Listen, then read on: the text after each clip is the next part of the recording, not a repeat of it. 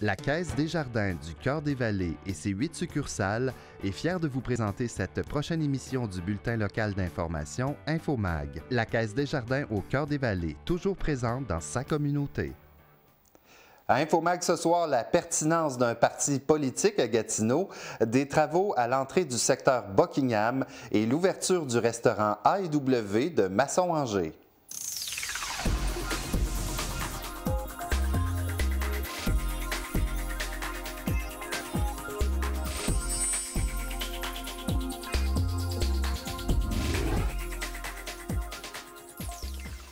Bonsoir, mesdames et messieurs, ici Martin Perrault. Bienvenue à votre magazine InfoMag du mardi 26 avril 2016.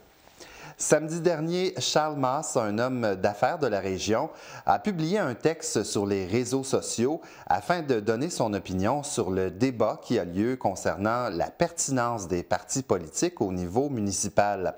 On se rappellera que 4 conseillers se sont joints dernièrement au REMI, le regroupement des élus municipaux indépendants pour la démocratie, fondé par Sylvie Gonneau en janvier dernier. M. Masse voulait ainsi donner une réponse au conseiller Marc Carrière de Masson-Angers qui mentionnait que la ville de Gatineau n'était pas faite pour avoir un ou des partis politiques et qu'un parti politique vient trafiquer la démocratie. Charles Masse nous explique sa vision sur les partis politiques. Bien, finalement, c'est lorsque M. Carrière dit que c'est antidémocratique, la création d'un parti de la façon que c'est fait et que Gatineau n'a pas la structure pour le recevoir, bien, je dois m'enregistrer en faux parce que c'est pour nous, disons, comme citoyens, c'est un peu aberrant puis c'est un peu faire insulte à notre intelligence. Il y a 116 partis au Québec, répartis sur 72 villes. Il faut comprendre que ce ne serait pas la première ville à avoir un parti. Aussi, l'élément que les citoyens n'auraient plus le droit de voter pour leur maire, ça serait, disons, relégué à des conseillers. Je trouve que c'est une proposition du REMI qui est totalement aberrante et qui, encore une fois, elle aussi fait preuve d'une insulte à notre intelligence. Il faut comprendre qu'actuellement, il y a beaucoup de chicanes, il y a beaucoup de chicanes intestinales au conseil. Puis selon moi, ce n'est pas parce qu'il y a un parti et un chef au conseil, mais c'est beaucoup plus parce qu'il n'y a ni chef et ni parti à l'opposition. Alors, c'est ce que je dénonce, puis j'ose espérer qu'éventuellement, il y aura un autre parti. Puis s'il n'y en a pas, parce qu'ils ne se sont pas organisés pour en avoir un, bien, écoutez, c'est pas de blâmer la structure des partis qui est importante. Je pense que c'est plutôt de faire en sorte de pousser les projets qui sont à venir. Nous avons également rencontré le conseiller du district Masson-Angers, Marc Carrière, qui voulait répondre aux propos émis par Charles Masse. Écoutez, la structure actuelle n'a pas changé depuis l'arrivée d'un parti politique. Donc, c'est à partir de là, sans atteindre l'intelligence des gens, je pense que jamais j'aurais osé atteindre l'intelligence des gens. Il ne faut pas oublier non plus la façon que la table est composée actuellement.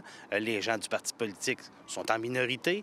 Donc, ça démontre clairement que ce sont vraiment des individus qui ont été élus lors de la dernière élection. Maintenant, après que j'ai dit ça, comme je vous ai dit, la structure comme telle à Gatineau n'est pas faite pour avoir la présence d'un parti politique, surtout pas avec un maire en minorité autour de la table d'un maire chef d'un parti politique, entouré d'un nombre minimal autour de la table. Ça démontre clairement comme quoi que la structure à Gatineau n'est pas faite pour avoir un ou des partis politiques. Si vous avez souvent à entrer et sortir de Buckingham par l'avenue de Buckingham, vous avez sûrement remarqué les travaux qui durent depuis plusieurs jours près de la caserne d'incendie Cadieux-la-Flamme. Ces travaux occasionnent quelques désagréments puisque la circulation se fait souvent par alternance. Pour savoir un peu plus ce qui se passe sur ce chantier et la durée prévue, je vous invite à écouter Jean Boileau, le directeur des communications à la ville de Gatineau. Oui, nos équipes s'affairent depuis une semaine à déboucher une conduite d'égout qui est vraiment bouchée sur l'avenue Buckingham, entre la rue McCallum et le chemin Lépine. Alors, nos équipes travaillent là-dessus. C'est une conduite qui est bouchée sur une longue section par différents obstacles, notamment, entre autres, des racines. Alors, il y a des travaux, il y a une déviation de la circulation qui se fait. On fait du mieux possible pour pouvoir régler la situation rapidement et aussi libérer la circulation sur la voie. On sait déjà que c'est prévu pour toute cette semaine et on va communiquer l'information le plus rapidement possible si le tout soit se dérouler encore plus longtemps. Le 21 avril dernier, le restaurant A&W a ouvert ses portes dans le secteur Masson-Angers, au 10-17 chemin de Masson. L'entreprise peut compter sur ses 50 employés et est ouverte 24 heures sur 24 dans un édifice tout neuf. Les 5 copropriétaires de l'endroit gèrent 5 restaurants de la chaîne et comptent en ouvrir d'autres prochainement sur le territoire de Gatineau. Ils ont choisi de travailler avec A&W pour la qualité de leurs produits et leur façon de fonctionner.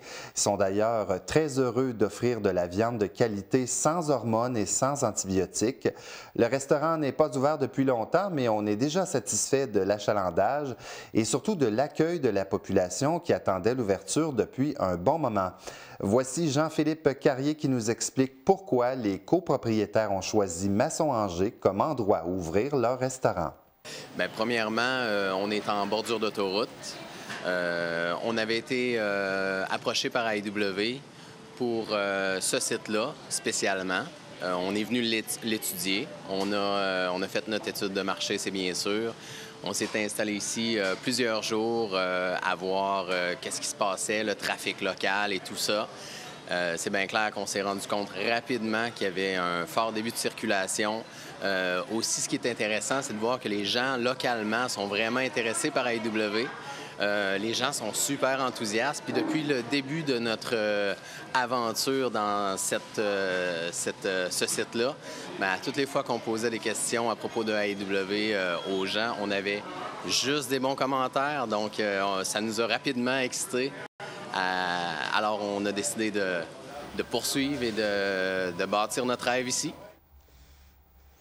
Ce sera le déjeuner annuel des policiers de la Sûreté du Québec de la MRC de Papineau, mercredi le 27 avril de 6h à 11h au club de golf du château Montebello.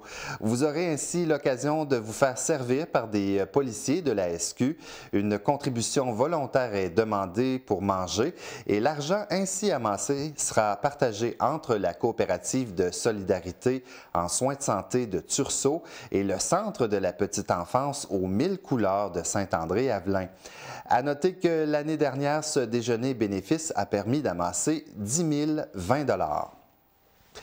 Chez Centraide Outaouais, on parle déjà de la prochaine rentrée scolaire car les inscriptions débutent maintenant pour la 21e édition de Retour en classe. Il s'agit d'un programme qui permet aux familles à faible revenu d'obtenir des fournitures scolaires à 75 % du prix courant dans 16 magasins partage qui ouvriront leurs portes au mois d'août. Vous aurez donc à partir de maintenant et jusqu'au 23 juin 2016 pour vous inscrire. Vos enfants devraient d'ailleurs recevoir à l'école une feuille de renseignement à cet effet. Depuis la mise sur pied de ce programme en 1995, c'est 42 381 enfants et 22 725 familles qui ont bénéficié de retour en classe. Si vous voulez plus de renseignements, contactez Centraide Outaouais au 819-771-7751, le 771-7751. Nathalie Lepage de Centraide Outaouais nous donne plus d'informations. Bien, le Retour en classe, c'est un programme qui permet aux enfants de niveau primaire de pouvoir avoir accès à du matériel scolaire pour la rentrée. Donc, c'est des magasins partage où les gens vont acheter leur matériel, mais à des coûts vraiment réduits. C'est 75 % de réduction qui leur permet donc d'acheter tout ce qu'ils ont besoin pour la rentrée de leurs enfants. Bien, à ce moment-ci, on est encore capable de rejoindre les parents. Donc, il y a des lettres qui sont aussi envoyées dans les sacs d'école des enfants. Alors, à ce moment-là, il faut qu'on les rejoigne avant la fin de l'année scolaire. Ensuite, c'est très difficile. Donc, c'est plus facile parce qu'ils sont encore à l'école à ce moment-ci. Alors, quelques petites nouvelles express. Canard Illimité Canada vous invite à une soirée d'information sur la conservation le jeudi 28 avril à 17h30. Ça se passe à la bibliothèque de la Maison du citoyen de Gatineau au 25 rue Laurier, 2e étage. Pour plus d'informations, c'est dans le code régional 418 cette fois-ci, le 623-1650, le 623-1650, le poste 24. Il va y avoir la marche pour l'autisme 2016. C'est le samedi 30 avril dès 10 h. Ça se passe à l'école secondaire de Lille dans le secteur Hall à Gatineau. Pour information, faites le 595-1290, le 595-1290 au numéro de poste numéro 23. Il va y avoir une journée très spéciale, c'est la journée mondiale du rire. C'est dimanche le 1er mai. C'est un peu partout à travers le monde. Des regroupements de rieurs vont souligner ensemble la journée mondiale du rire. De notre côté, ça va se passer derrière le Musée canadien de l'histoire dans le secteur Hall à 13 h. Le rendez-vous est au bas de l'escalier extérieur. Et pour information, vous pouvez composer dans le 819 le 210-5057. Le 210-5057. C'était la 3e soirée reconnaissance du regroupement des gens d'affaires de la Basse-Lièvre vendredi dernier. L'activité se déroulait au Chevalier de Colomb de la rue des Pins à Buckingham. On en discute avec Karine Lauzon dans quelques secondes.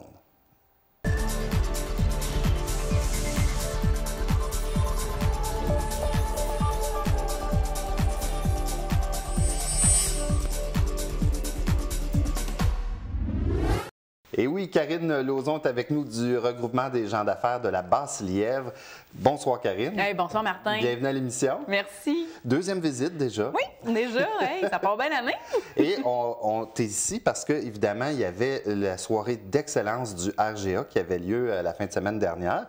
J'aimerais ça que tu m'en parles. Oui, en fait, c'était vendredi, le 22 avril dernier, qu'on a fait la présentation et qu'on a souligné l'excellence des entreprises membres du RGA et sur le territoire de la Basse-Lièvre. Cette année, la 3e édition était présentée par la Caisse des Jardins du Cœur des Vallées et comme président d'honneur, M. Philippe Harkins, le directeur général de la Caisse. Donc, ça a été une super de belle soirée et des entreprises lauréates qui ont adoré leur prix, ne serait-ce qu'adoré, mais aussi que c'est représentatif pour eux. Moi, je dois te dire que ça fait pas tellement longtemps que je suis dans la région et justement, la Caisse des Jardins, je trouve qu'elle s'implique beaucoup dans le milieu ici. Je trouve ça intéressant. Exactement. Juste pour vous le souligner comme ça, Desjardins ont quand même là, des fonds. Des fonds pour le milieu, investir dans le milieu, et selon aussi des critères bien spécifiques, soit le côté plus humain, le côté d'implication sociale, mais aussi le côté de développement économique, le côté organisme de bienfaisance et tout ça. Donc, vous pouvez faire une demande là, à Desjardins à cet effet. Et lors de cette fameuse soirée-là, vous avez transformé les Chevaliers de Colomb, leur édifice, en fait, la salle, en château. Exactement. Donc, en fait, c'est moi, je me suis amusée à donner le préfixe à la salle des Chevaliers de Colomb, mais le château. Donc, on a été très créatifs et effectivement, on a métamorphosé cette salle-là. Belle grande salle. Donc, on a mis ça vraiment classe pour accueillir, en fait, les gens d'affaires. Et comme tu disais, c'est la 3e édition. Et juste avant de parler des personnes qui ont gagné, j'aimerais ça savoir, c'est quoi le but de cette soirée-là, normalement? En fait, cette soirée-là vise vraiment de reconnaître l'excellence des entreprises qui ont déposé un dossier de candidature. Donc là, comme je peux vous dire, on est un petit peu à couteau deux tranchants. Pourquoi je me permets de dire ça? C'est parce que ça fait maintenant 3 ans où est-ce qu'on demande aux entreprises de vraiment d'évaluer leur travail, mais aussi de se lancer des fleurs par eux autres mêmes en complétant un dossier de candidature qui, on demande en fait certains critères, soit le portrait général ou l'historique de l'entreprise, l'implication sociale, qui est aussi évalué avec le développement qu'ils ont fait ou aussi l'investissement qu'ils ont fait, soit dans la communauté ou dans leur entreprise comme telle. Donc, je vais vous dire, les entreprises ont quand même du travail à faire. Et justement, on a récompensé des gens, des entreprises. Pouvez-vous m'en parler? Oui, donc par entreprise, donc on avait entre autres la catégorie organisme qui était présentée cette année par ERCO Mondial. Et donc, c'est Mme Lynne Raymond qui s'est présentée pour venir offrir le prix aux lauréats qui se trouve être le Centre de la petite enfance, le Lièvre et la Tortue, qui ont investi plus de 2,5 millions dans leur édifice, puisqu'ils ont quand même créé 2 installations de plus, donc qui accueillent maintenant 216 enfants. Ensuite, dans la catégorie Nouvelle entreprise qui a été présentée par Uniprix Côté Carbonneau et Savoie, Madame Nicole Côté a fait la présentation et c'est l'entreprise lauréate Les Ateliers Kilt et Coton qui ont gagné, donc entreprise qui est située à Masson-Angers, près de l'Encan-la-Rose, et qui se spécialise en courte pointe, en articles et accessoires de courte pointe. Donc, ça vaut vraiment la peine de découvrir ces belles entreprises-là. Une autre catégorie, services professionnels, présentée cette fois-ci par le RGA Basse-Lièvre.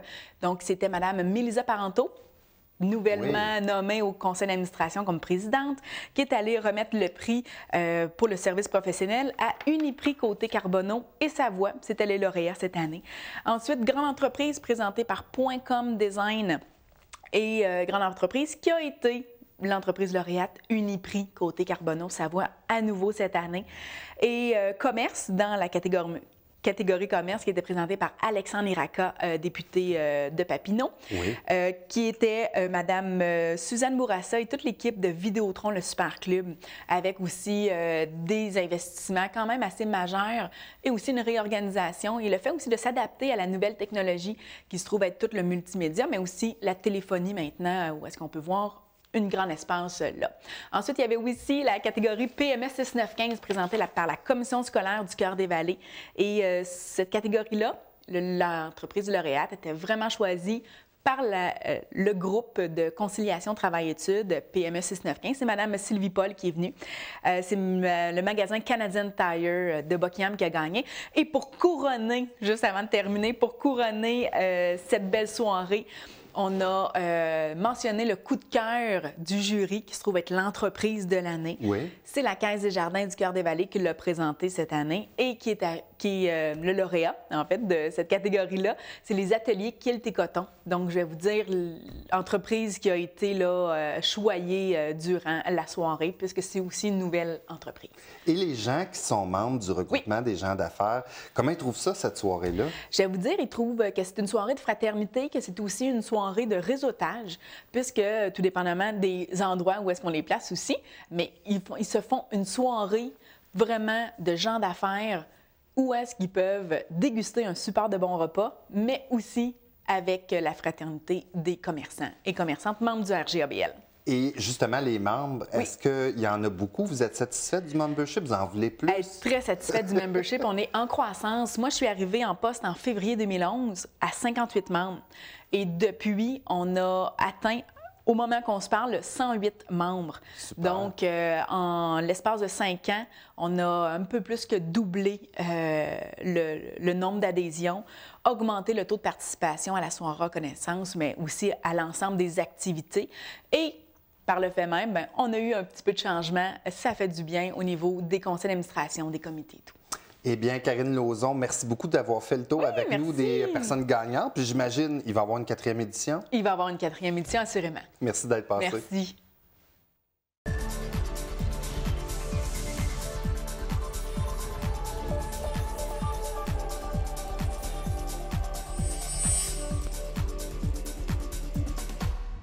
Bonjour et bienvenue. Mon nom est Karine Lauzon, directrice générale du RGA Basse-Lièvre. Aujourd'hui, on vient rencontrer Steve Larose, propriétaire de c'avendre.com à l'Encan, à Masson-Angers.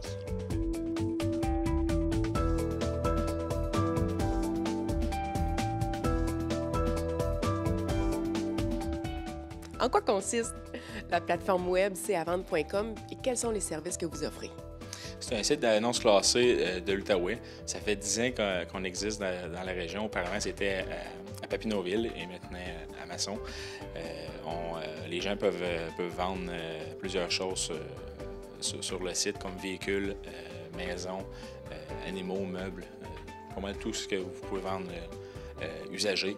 Donc, c'est une belle façon de pouvoir vendre. On donne beaucoup de visibilité. En 2015, on a eu 12 millions de pages vues. Donc, c'est énorme, juste pour l'Outaouais. J'ai pas de présence ailleurs. Vraiment, c'est juste régional. C'est ça qui est la grosse force. Ça donne une proximité pour les annonces. Vous n'allez pas avoir d'annonces de Montréal ou de Québec. C'est vraiment juste le capital national, surtout francophone. Donc, c'est ça qui est génial avec c'avendre. D'où est venue l'idée d'installer les bureaux de c'avendre.com à Masson-Angers? Tout d'abord, j'ai acheté, ça fait plus que 2 ans maintenant. Auparavant, les anciens propriétaires, c'était deux gars de Papineauville, donc la petite nation. Ils avaient commencé leur entreprise là. Je ne me trompe pas, même au début, c'était à Plaisance. Mais évidemment, moi, je suis un petit gars de maçon, donc c'est certain qu'on a nos entreprises déjà ici. Fait que c'était naturel de les ramener toutes ensemble pour avoir une facilité de tout gérer ça à la même place. Mais l'autre gros avantage, c'est que, étant donné qu'on a des services de proximité pour les gens, on est plus central avec la ville et la petite nation. C'est un point central pour tous ces gens-là. Donc, c'est plus logique, là, surtout avec le marché aux puces Lancan. Il y a beaucoup de gens qui vendent aussi leurs choses usagées aussi. Fait qu'on donne un deux services de visibilité ici. Là. Dans votre domaine, qu'est-ce qui a le plus évolué et qu'est-ce qui vous a demandé de l'adaptation? C'est certain que sur Internet, ça évolue très rapidement. Déjà que normalement, tout évolue rapidement. Donc, sur Internet, c'est encore plus important de pouvoir s'adapter rapidement. Donc, c'est certain qu'il faut avoir un site mobile qui soit performant et qui soit toujours adapté aux nouvelles plateformes, que ce soit mobile ou cellulaire. Donc, justement, c'est ça, on a fait une nouvelle plateforme pour mobile, ça fait tout juste 1 an. Donc, ça a été un des gros points. Il y a aussi tout le référencement sur les moteurs de recherche qu'il faut rester très compétitif. C'est certain qu'avec les gros concurrents qu'on a, faut travailler fort, mais donc c'est ça, c'est surtout évidemment la technologie. Il faut courir un bon marathon sans lâcher parce que sinon on prend du retard. Là. Selon vous, qu'est-ce qui vous différencie des autres plateformes web? C'est justement notre proximité à la clientèle. Contrairement aux autres, il n'y aura pas d'annonces mélangées, comme je disais, de Montréal ou de Québec, peu importe. Là. La région, c'est vraiment des annonces de l'Outaouais et de la capitale nationale. Et étant donné que c'est ça, c'est des annonces qui sont de proximité, vous n'aurez pas à faire 150 km pour aller échanger vos biens.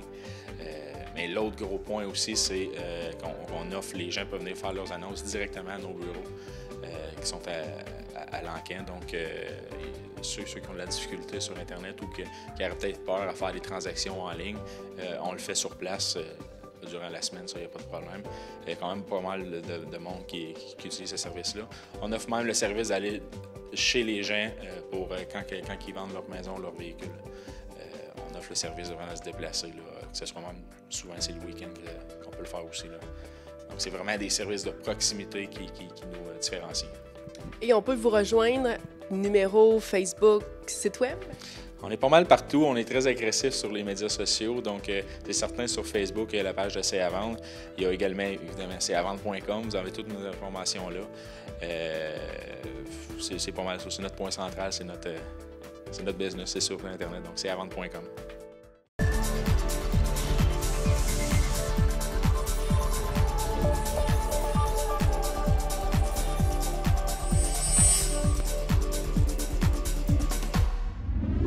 Et voici maintenant la chronique sport et avec nous cette semaine, André Soucy en remplacement de François Croteau. Bonsoir André. Salut Martin.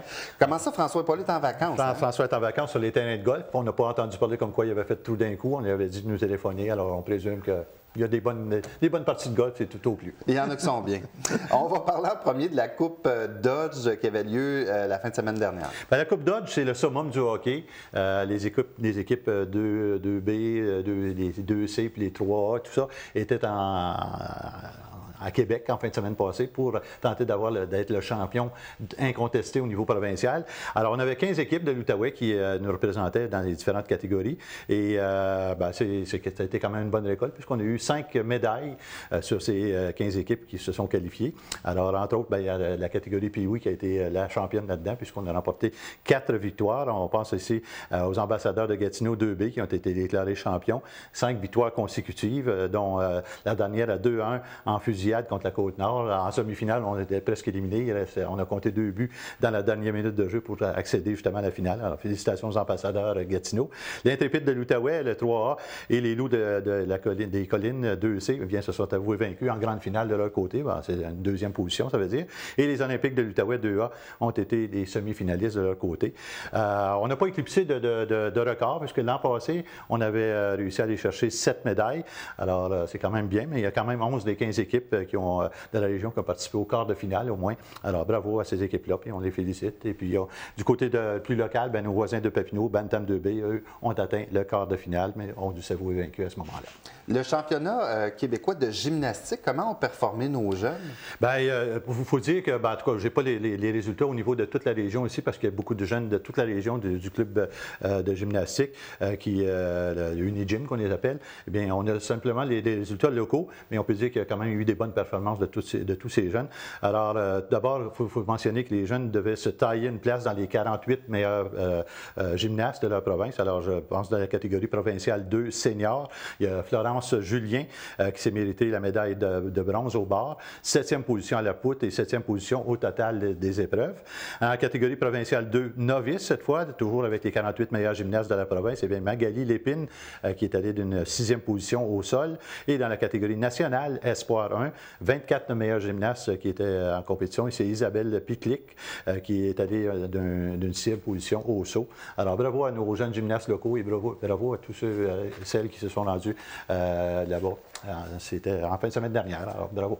Le bien connu Pierre Charette a fait une réapparition, mais au golf. Oui, on connaît bien Pierre parce que cet hiver, il a été nommé au Temple de la renommée du curling, mais c'est un excellent golfeur, un excellent athlète en passant. Bien, il est de retour à ses anciennes amours au club de golf de l'Outaouais. Alors, c'était à Clarence Rotland, un club qui a 55 ans.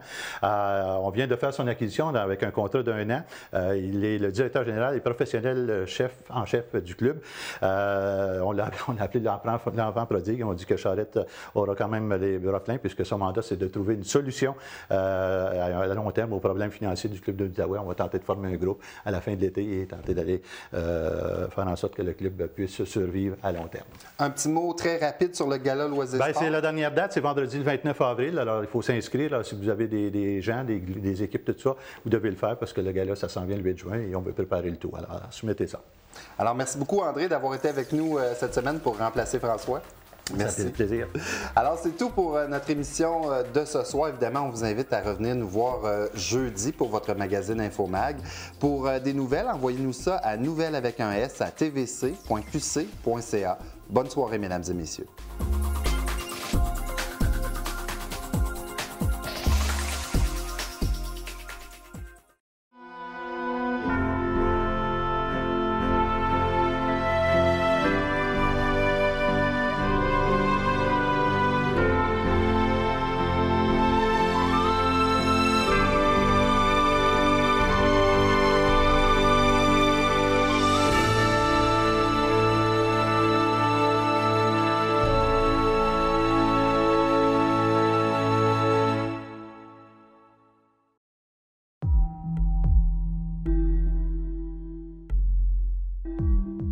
En 1942, la compagnie Erco signe une entente avec le gouvernement fédéral pour participer à l'effort de guerre. Un bâtiment sera érigé sur la rue Paluc où des capsules à phosphore pour obus et des grenades à fumigène au phosphore seront fabriquées. L'usine d'assemblage sera nommée Projet 29. The parent company of the company here, Albright Wilson, took rock from Florida to England, but with the Battle of Atlantic, getting things across the Atlantic was a problem. So the expense and request to the government, the Buckingham plant was expanded and phosphorus was produced here, packed in drums and shipped to Britain and used both for civilian and wartime use.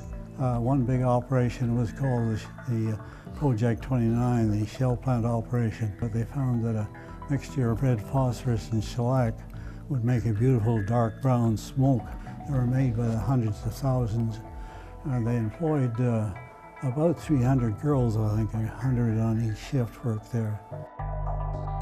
Il fallait avoir 18 ans pour rentrer dans ce plan-là parce que c'était très dangereux. Puis la journée où j'ai eu 18 ans, je suis allée me présenter, puis j'ai été engagée. Je pouvais aller travailler dans le département de où c'est la première chose qui se faisait, puis ils mettaient des petites canettes. C'est environ 8 onces. La petite canette, après ça, il y avait un petit bouchon, la grosseur d'un 25 sous, qu'on déposait sur la petite canette. Ça marchait sur une slide. Et puis, il fallait souder le petit bouchon. De là, ils mettaient ça sur une table. Puis là, ça s'en allait à peu près à 10 pieds. Là, c'était un grand bassin d'eau. S'il y avait une qui coulait, ils mettaient une épingle à linge pour montrer qu'elle avait un défaut. Quand c'était fini, que tout était parfait, là, c'était emporté dans un autre département. C'était mis dans des tubes. Ça, c'était mis dans des boîtes scellées parce que ça s'en allait pour la guerre. Moi, je me suis fait brûler sur un pied. J'ai eu des reliques à peu près pour 30 ans de ça.